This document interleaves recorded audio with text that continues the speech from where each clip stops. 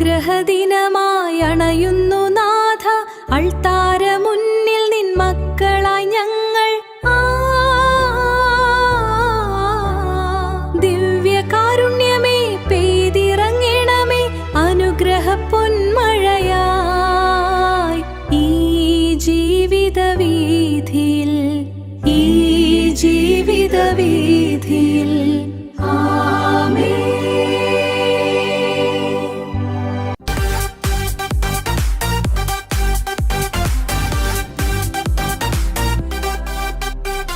പഴയൊരു മനുഷ്യനെ മാറ്റി എന്നിൽ പുതിയൊരു ജീവനെ നൽകണമേ.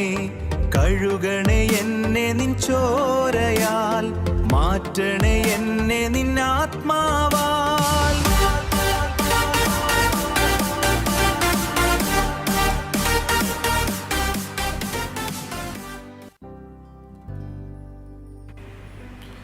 പരിശുദ്ധ പരമദ്വീപികാരുനാഥനായ ഈശോയ്ക്ക് എന്നേരവും ആരാധനയും സ്തുതിയും പുകഴ്ചയും ഉണ്ടായിരിക്കട്ടെ.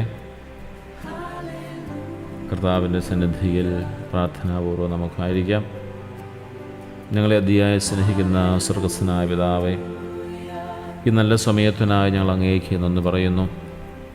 ഈ ആരാധനയിലുടനീളം ഞങ്ങളുടെ പരിശുദ്ധാത്മാവിൻ്റെ സാന്നിധ്യം ഞങ്ങൾ അറിയുവാനായിട്ട് ഇടയാക്കണമേ. ഞങ്ങളുടെ ഹൃദയങ്ങളെ അങ്ങയുടെ സന്നിധിയിലേക്ക് ഞങ്ങൾ ഉയർത്തുന്നു. ഈശോയെ, അങ്ങ് വചനത്തിലൂടെ ഞങ്ങളോട് സംസാരിക്കുകയും അങ്ങയുടെ ദിവ്യസാന്നിധ്യം വഴി ഞങ്ങളെ ആശ്വസിപ്പിക്കുകയും ഞങ്ങളുടെ ജീവിതത്തിൽ കൂടുതൽ കൃപകൾ നൽകി അനുഗ്രഹിക്കുകയും ചെയ്യണമേ. കർത്താവേ, അതിൻ്റെ കൃപയ്ക്കായി ഞങ്ങൾ പ്രാർത്ഥിക്കുന്നു. പ്രിയ സഹോദരങ്ങളെ, സങ്കീർത്തനം 23:1 എന്ന് നമ്മുടെ ധ്യാന വിഷയമാക്കാം.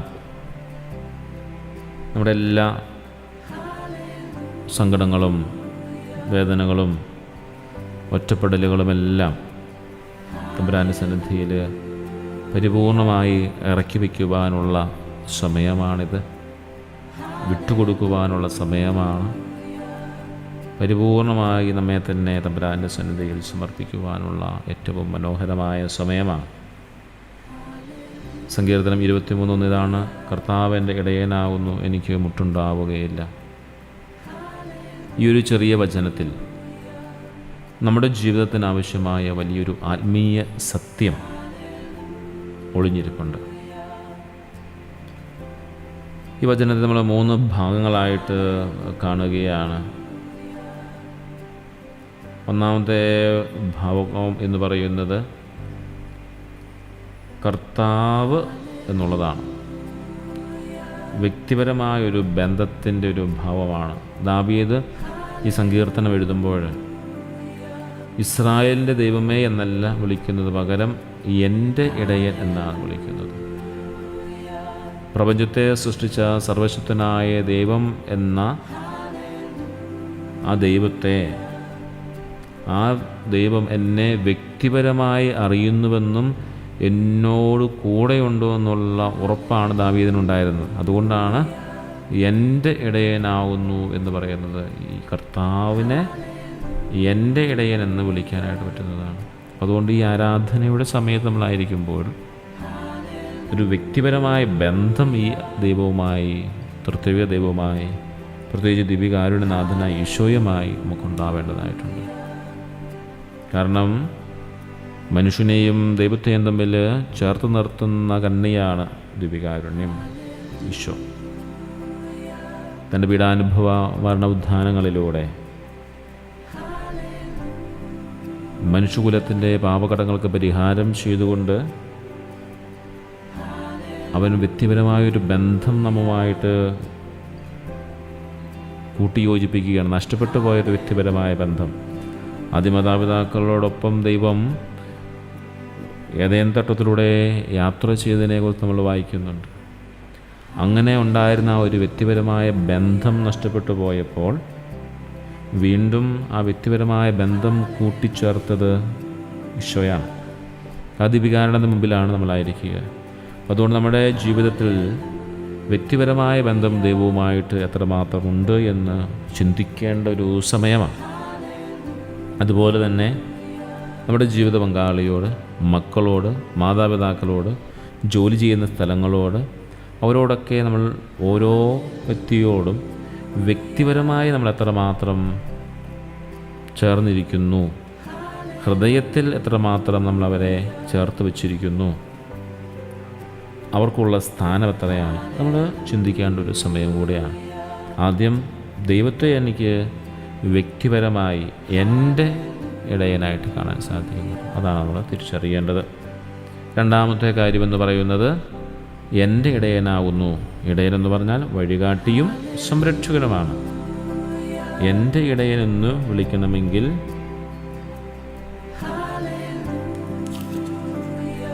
ഒരു ഇടയൻ്റെ പ്രധാന ചുമതല എന്ന് പറയുന്നത് ആടുകളെ വഴി നടത്തുക, ശത്രുക്കളിൽ നിന്ന് സംരക്ഷിക്കുക, അവയ്ക്ക് നല്ല മേച്ചിൽപ്പുറങ്ങൾ കണ്ടെത്തുക. ഏതൊക്കെയാണ് ആടുകൾക്ക് നല്ലതെന്നും ഏതൊക്കെയാണ് നല്ലതല്ലാത്തതെന്നും കണ്ടുപിടിച്ചു കൊടുക്കുന്നത് ഇടയനാണ്. സ്വന്തം വഴി കണ്ടെത്താൻ സാധിക്കാത്ത, സ്വയം സംരക്ഷിക്കാൻ കഴിവ് കുറവുള്ള ആടുകൾക്ക് വഴി നടത്തുന്നവൻ നല്ല ഇടയനാണ്. ദീപികാരുടെ നാഥനായ ഈശോയെ, അങ്ങേ സന്നിധിയിലായിരിക്കുന്ന ഞങ്ങളെ അങ്ങ് വഴി നടത്തുന്നതിനെ ഓർത്ത് ഞങ്ങൾ സന്തോഷത്തോടെയായിരിക്കുന്നു. കർത്താവേ, അങ്ങ് എൻ്റെ ഇടയനാകുന്നു. ഈശോയെ, നീ എൻ്റെ ഇടയനാകുന്നു ഞാൻ ഏറ്റുപറയുന്നു. എനിക്ക് വഴിതെറ്റാൻ സാധ്യതയുള്ളതും വഴി അറിയാത്തതുമായ ഒരു ലോകത്തിലാണ് ഞാനായിരിക്കുന്നത്. ഈശോയെ, എൻ്റെ രക്ഷകനായ എൻ്റെ നല്ല ഇടയനെ, എന്നെ വഴി നടത്തുകയും സംരക്ഷിക്കുകയും ചെയ്യണമേ. നമ്മുടെ ജീവിതത്തിലെ എല്ലാ ഇരുളടഞ്ഞ താഴ്വരകളിലും പ്രതിസന്ധികളിലും നമ്മെ വഴി നടത്തുന്ന കഴിവുള്ളവൻ ആ ദൈവത്തിന് മുമ്പിലാണ് നമ്മളായിരിക്കുക. പ്രത്യേകിച്ച് ഈ സമയത്ത് നമ്മുടെ വ്യക്തി ജീവിതത്തിൽ ഇരുളടഞ്ഞ് നിൽക്കുന്ന ചില മേഖലകൾ ഒരുപക്ഷെ നമ്മുടെ മനസ്സിലേക്ക് കടന്നു വരാം. ഏത് വഴിയിലൂടെയാണ് സഞ്ചരിക്കേണ്ടത്, അവിടെ സംരക്ഷണമുണ്ടോ എന്നൊക്കെ നമ്മൾ ചിന്തിക്കും. അതെല്ലാം ഒന്നും വിട്ടുപോകാതെ തമ്പുരാൻ്റെ കരങ്ങളിലേക്ക് നമുക്ക് ഈ നിമിഷം വിട്ടുകൊടുക്കാം. ചില വ്യക്തിബന്ധങ്ങളാവാം, ചില പുതിയ ജോലി സാധ്യതകളാവാം, ചില ബിസിനസ്സിൻ്റെ ആരംഭങ്ങളാകാം. അവിടെയെല്ലാം ഒരു സംരക്ഷണം, ഒരു വഴികാട്ടൽ എനിക്ക് ആവശ്യമുണ്ടോ എന്ന് തോന്നുന്നുണ്ടെങ്കിൽ ഈ നിമിഷം തമ്പുരാൻ്റെ സന്നിധിയിൽ നമുക്ക് ആ നിയോഗത്തെ സമർപ്പിക്കാം. ഈശോയെ, എന്നെ വഴികാട്ടുന്നത് പോലെ ഞാൻ ആരംഭിക്കാൻ പോകുന്ന ബന്ധങ്ങളെ, അല്ലെങ്കിൽ ഞാൻ ആരംഭിക്കാൻ പോകുന്ന ബിസിനസ്സുകളെ, അല്ലെങ്കിൽ ഞാൻ ആരംഭിച്ചിരിക്കുന്ന എൻ്റെ ഓരോ പ്രവൃത്തികളെ ഈശോയെ നീ വഴി നടത്തണം, നീ സംരക്ഷിക്കണം. അതെനിക്ക് നല്ലതാണോ എന്ന് അല്ലയോ എന്ന് നീ പറഞ്ഞു തരണം. അതൊരു ചോദ്യമാണ്. തമ്പുരാനത് വഴി നടത്തും. അവിടെ ഒരു സംരക്ഷണം നൽകുകയും ചെയ്യും. കുഞ്ഞാടുകളെ സിംഹത്തിൻ്റെയോ കരടിയുടെയോ വായിൽ നിന്നും പെടാതെ കാത്തു സംരക്ഷിക്കുന്നത് ഇടയനാണ്. അങ്ങനെയെങ്കിൽ ശത്രുവിൻ്റെ കരങ്ങളിൽ ഇടപെടാതെ വിട്ടുകൊടുക്കാതെ നമ്മെ സംരക്ഷിക്കാൻ നല്ല ഇടയന് സാധിക്കും. മൂന്നാമത്തെ ഒരു ഭാഗമെന്ന് പറയുന്നത് എനിക്കൊന്നിനും മുട്ടുണ്ടാവുകയില്ല. അത് പൂർണ്ണമായ ഒരു സംതൃപ്തി അവിടെയുണ്ട്, പൂർണ്ണമായൊരു തൃപ്തി അവിടെയുണ്ട്. സൃഷ്ടാവായ ദൈവം നമ്മുടെ ഇടയനായിരിക്കുമ്പോൾ നമ്മുടെ ജീവിതം ഒന്നിനും കുറവുണ്ടാവുകയില്ല. നമ്മൾ പലതിനും ഓർത്ത് നമ്മൾ ആകുലപ്പെടുകയാണ്. എനിക്കതില്ല, ഇതില്ല, ഇങ്ങനെ കുറേ സങ്കടങ്ങളുടെ ഒരു നീണ്ട നിര നമ്മുടെ മുമ്പിലുണ്ട്. പ്രിയ സഹോദരങ്ങൾ, ഈ ആരാധനയുടെ സമയത്തായിരിക്കുമ്പോൾ ഒരേ ഒരു ചിന്ത നമ്മുടെ മനസ്സിലേക്ക് വരട്ടെ.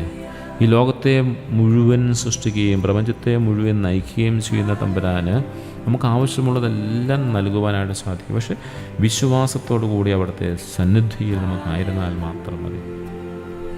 മുട്ടുണ്ടാവുകയില്ല എന്ന് പറഞ്ഞാൽ ആഗ്രഹിക്കുന്ന ആഡംബരങ്ങളെല്ലാം ലഭിക്കുമെന്നുള്ളതല്ല, മറിച്ച് നമ്മുടെ ജീവിതത്തിൽ ആവശ്യമുള്ളതെല്ലാം, അത് ആത്മീയ മേഖലയായിക്കൊള്ളട്ടെ, ഭൗതിക മേഖലയായിക്കൊള്ളട്ടെ, മാനസിക മേഖലയായിക്കൊള്ളട്ടെ, നമുക്ക് ആവശ്യമുള്ളതെല്ലാം തന്നിരിക്കും. പക്ഷെ ആഡംബരത്തിന് വേണ്ടിയുള്ളതല്ല. കൃത്യസമയത്ത് ദൈവം നടത്തി തരുമെന്നുള്ളതാണ്.